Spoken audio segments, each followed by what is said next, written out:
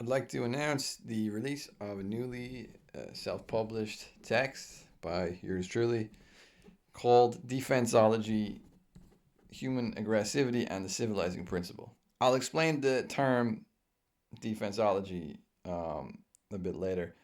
Perhaps the best way to introduce this book is within the subtitle Human Aggressivity and the Civilizing Principle.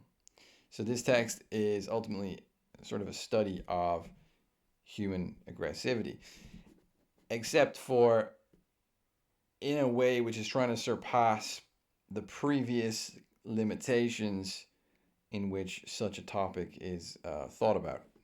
Human aggressivity is normally confined to one of a few small categories of thought.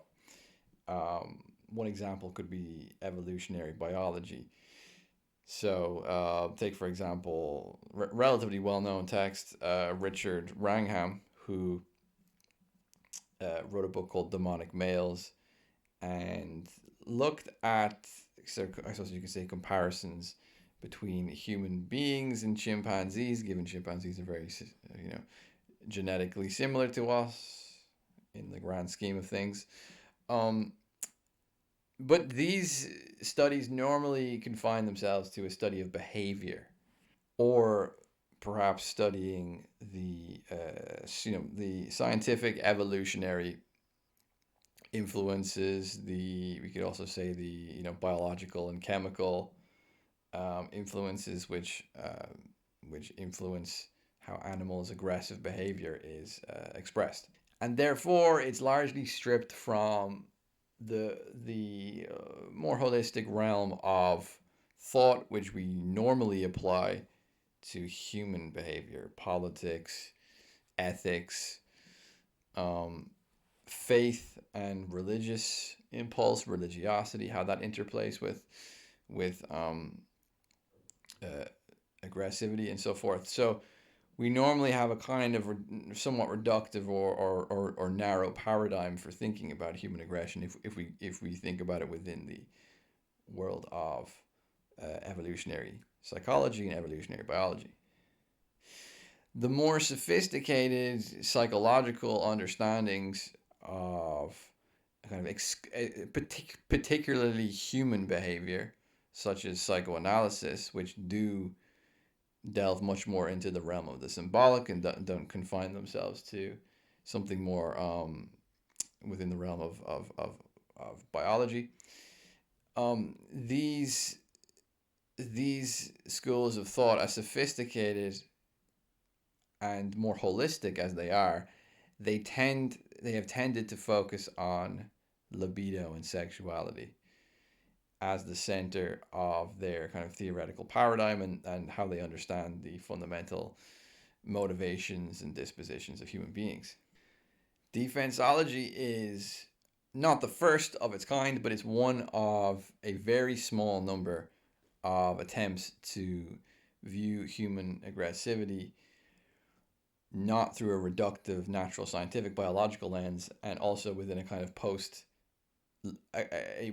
what we could call a post libidinal form of psychoanalytical thinking, all of which also puts itself typically philosophically within a kind of holistic understanding, not of just an individual psyche, but within a sociological existence, a political existence, a metaphysical relation, a spiritual existence, and so forth. Just to give a small handful of examples that I could relate this to would be Peter Sloterdijk's text Rage and Time, where he undergoes a psychopolitical evaluation of human rage driven by a thymotic disposition within human beings. So, thymos is what Plato originally framed as being the part of our psyche which deals with pride, recognition, anger, revenge, justice, and so forth.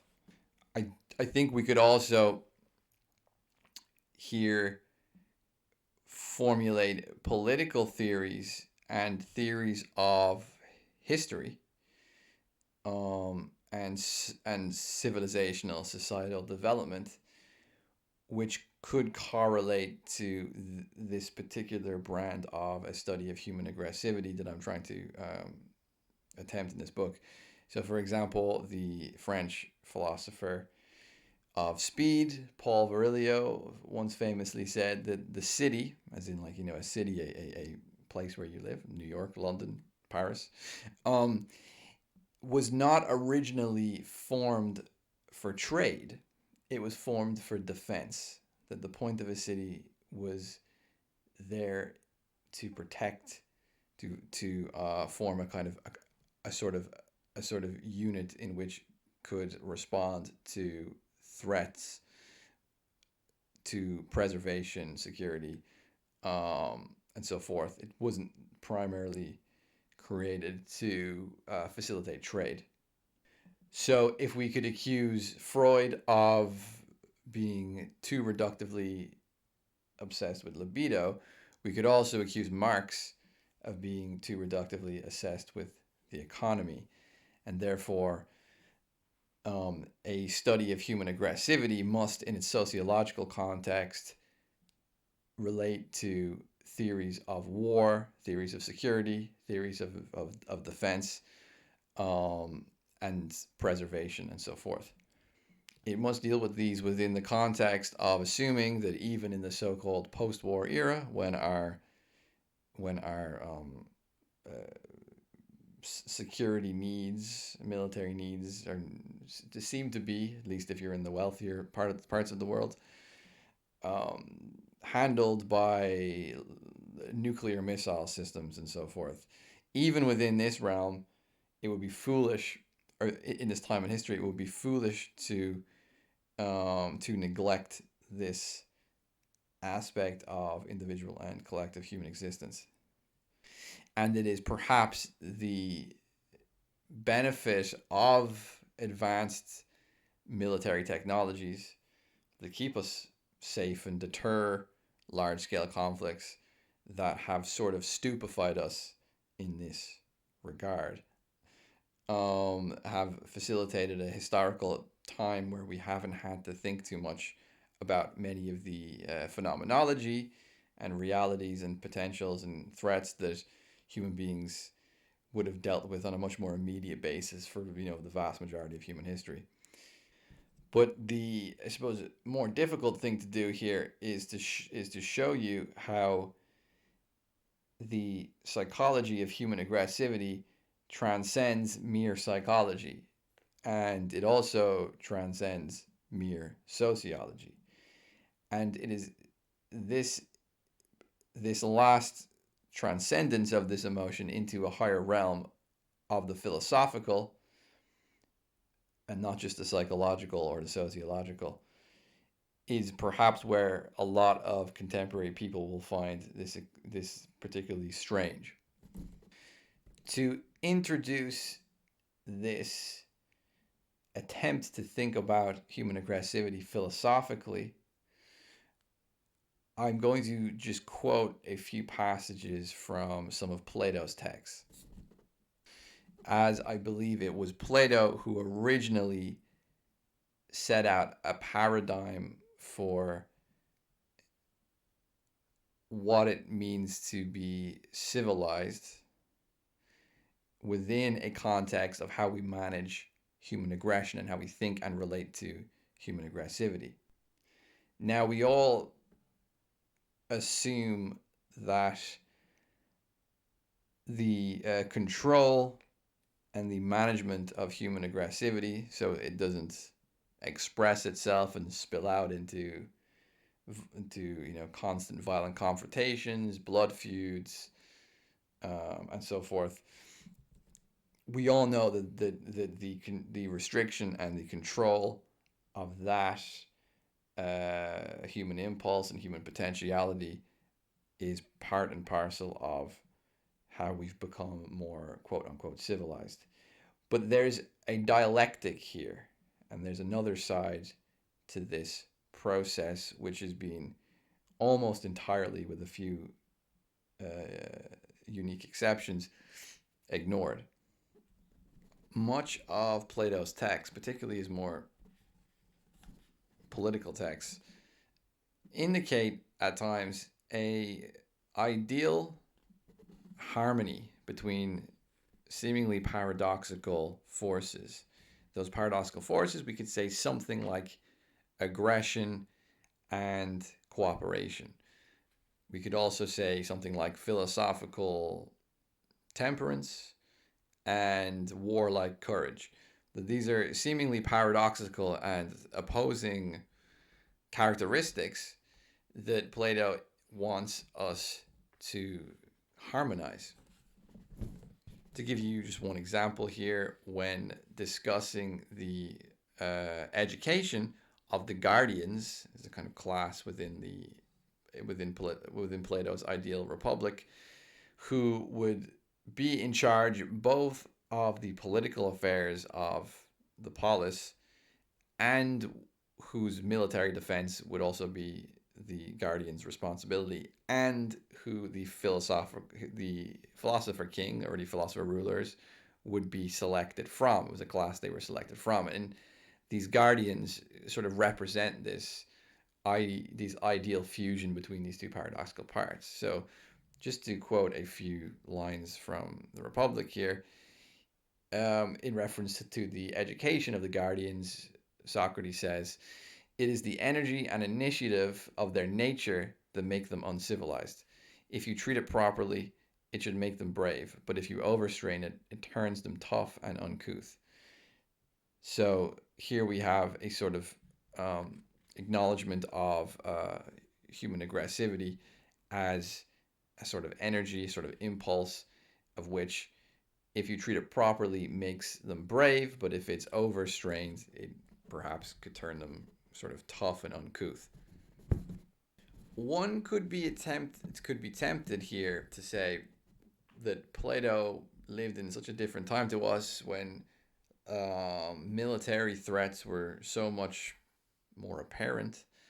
And, for example, living next to the Persian Empire, there was a kind of constant threat from the Greek, from these Greek cities, that they could be enslaved, invaded, and killed, and so on. That really, Plato here, his ideal is a bunch of academics. It's a bunch of intellectuals.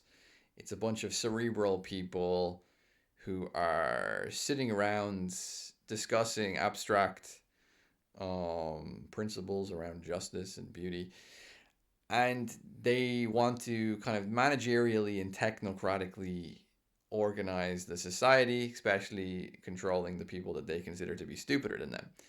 The, and this talk of energy and initiative and courage is really just a kind of immediate um, a kind of particular morality which they required in order to motivate people to go to war and defend the city and respond to the particular concerns of the time. But they're not really, there's nothing about this which is really eternal, ahistorical, and relevant in a technologically advanced society whose security concerns are met through a small class of kind of technologically advanced weapons handlers, for example, people that run the nuclear weapons codes and so on and so forth.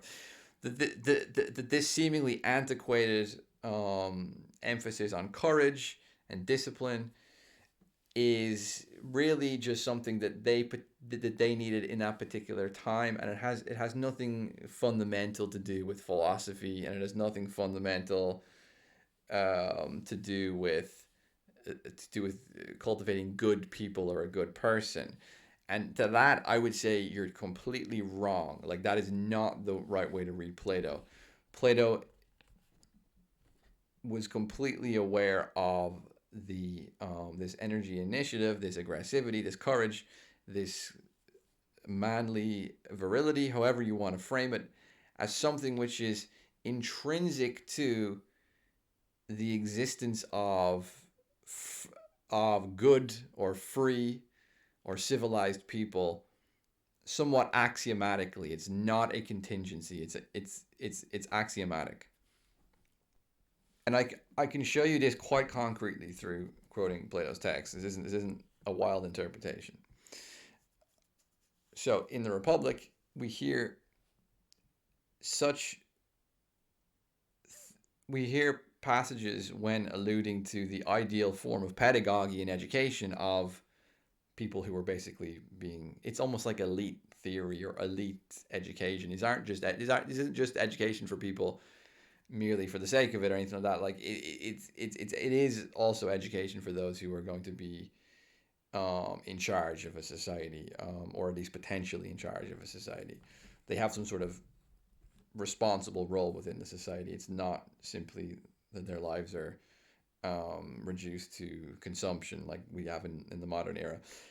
Okay, so I'll read out these quotes. So these are both from the Republic.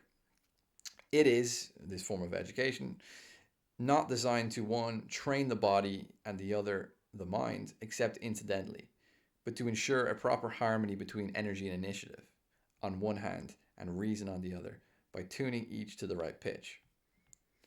Another quote. And this concord between them is affected, as we said, by a combination of intellectual and physical training, which tunes up reason by training in rational argument and higher studies, and tones down and soothes the element of spirit by harmony and rhythm. So, it's important to note here that we're not just talking about being, on one hand, intellectually intelligent, and on the other hand, physically capable, strong, and fit. There's a harmonic principle at work here. The teleology is harmonic. It's not incidentally that you're strong and smart, or that you're wise and courageous. The capacity to create real courage and the capacity to create real wisdom is intrinsic to a dialectic between the two. It's impossible to achieve without the other. They're they're dependent on each other. This is a dialectical argument. This isn't two good things which are separate from each other. Which again would dispel the idea that you can have intelligent people today who outsource means of courage and defense to, technology, for example, or a small group of kind of professional military experts who basically just control technology. This doesn't work because you lose then the harmony. This supposed intelligent people who have freed themselves from the labor of military concerns have thus undermined the capacity for themselves to even call themselves intelligent to begin with. This is not something you can separate. So another quote, this one's from Statesman. Stranger, the character in the Statesman, says, for the orderly class are always ready to lead a peaceful life. And this is the orderly class. We're talking about maybe a class of rulers who were somewhat deprived of that dialectic of intelligence and courage, wisdom and courage, where they're wise, but they're not so courageous, for example. The orderly class are always ready to lead a peaceful life, quietly doing their own business. This is their manner of behaving with all men at home, and they are equally ready to find some way of keeping the peace with foreign states. And on account of this fondness of theirs for peace, which is often out of season, where their influence prevails, they become by degrees unwarlike and bring up their young men to be like themselves. They are at the mercy of their enemies, whence in a few years they and their children and the whole city often pass imperceptibly from the condition of free men into that of slaves. End quote. So the dialectic we're talking about here, the capacity to fuse courage with wisdom, is not just something which would be nice. It's not an ideal which is it's nice, but there's nothing really at risk. The failure of this harmony means that we can become, and I think keyword here being imperceptibly, we can fall imperceptibly from a state of freedom into that of slavery. It's not necessarily a slavery which emerges because a foreign military has conquered you and made you a slave. It's a state of slavery which emerges internally, um, and imperceptibly and slowly.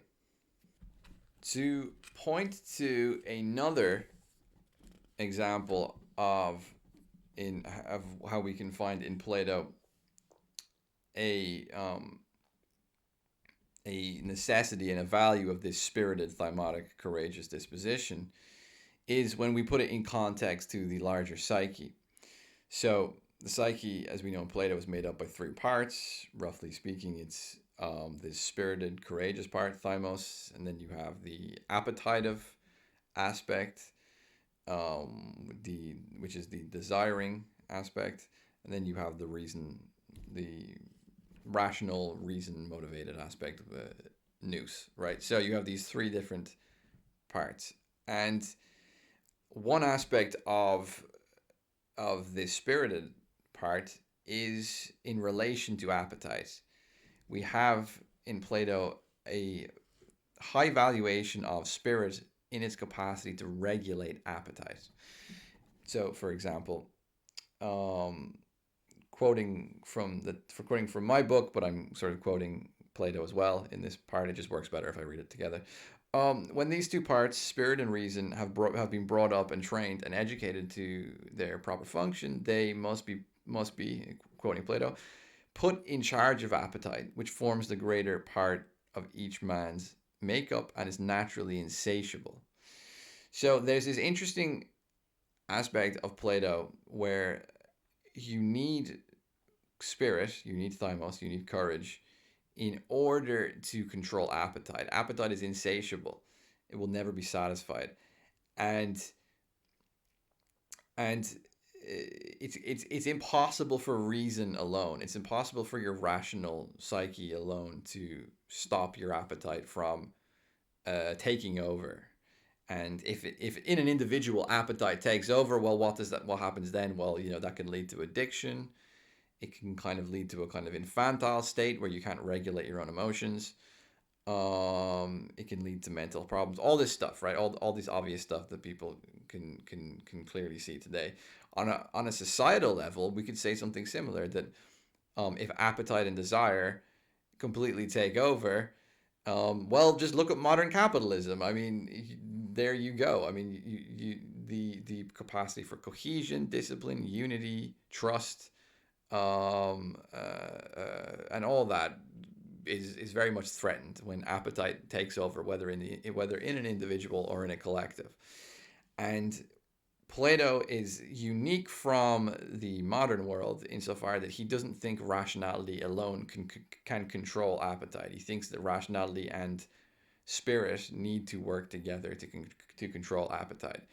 And if we just briefly bring up the example of why somebody who has a kind of appetite of lack of control, for example, they have an addiction problem, um, why they might be able to recognize their problem and change their behavior. Well, it's because they might feel something called shame. They might feel ashamed of their of their lack of control of their appetite, and they may recognize in their own behavior that there's something sort of bad about this, or something destructive about this. There's something which fails to meet a certain moral and social standard.